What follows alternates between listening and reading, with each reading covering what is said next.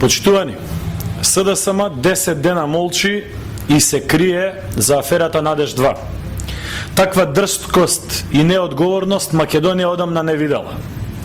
СДСМ не кажа ниту еден збор за конкретните документи од аферата Надеж 2, за енормните трошоци, за непотизмот, за судирот на интереси, за изигрување на законите и законските процедури.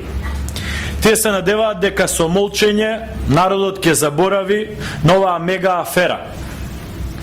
Но не сакаат да сватат дека на народот му е преку глава од политиканство и манипулации. Господа од СДСМ, бидете мажи и излезете да кажете како е можно да склучувате антидатирани документи, како е возможно да плаќате илјадници евра за пенкала, тефтери, неколку листа хартија и слично. Почитувани, услугите на Пристап МК кон кабинетот на Црвенковски од документите со кои располагаме не се состоеле само на едноставна и прескапа организација на самитот, туку во многу повеќе од тоа. За жал, аферата Надеж 2 во многу работи е слична на аферата Надеж 1, но дополнително и на аферата на СДСМ Фабрика. Во овој документ за деловна соработка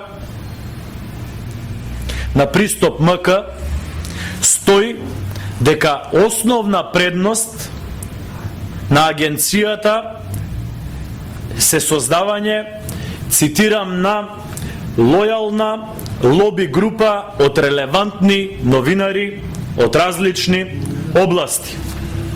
Тоа го пишува во овој документ. Ако се погледнат останатите проекти на кои работела Пристап МК, а тие се многу,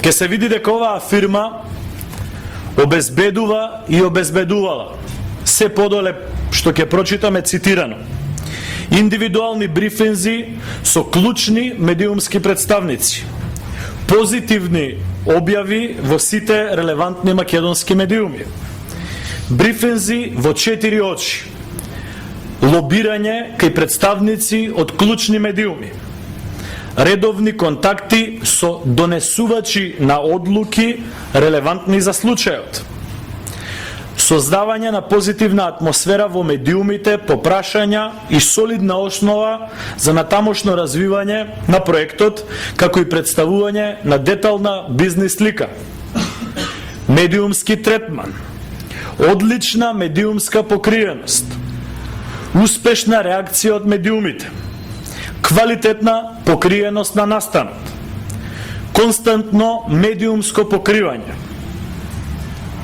консултации, планирање и имплементација на соопштенија за јавност, продукција на промотивни текстови, медија третман и редовни директни брифинзи со новинари, организација на новинарски текстови и така натаму, и така натаму. Почитувани, кабинетот на Бранко Црвенковски користел не само прескапо платени комбиња и автобуси, хостеси, преведувачи и несватливо скапо лого, кабинетот на Бранко Црвенковски користел и лојална лоби група од релевантни новинари од различни групи кои ги обезбедувал Пристап МК. Јавноста, почитувани, е должна да знае, а СДСМ е должен да одговори. Која е таа лојална група на новинари? Во што се состоеле брифинзите во 4 очи? Во што се состоело лобирањето кај представниците од клучните медиуми? Што опфаќало продуцирањето на печатени текстови? Во што се состоела успешна реакција од медиумите? Што е тоа квалитетна покриеност на настанот? И така натаму, и така натаму. Јасно е зошто Бранко Црвенковски молчи. Документите несомнено покажуваат изигрување и непочитување на законските процедури.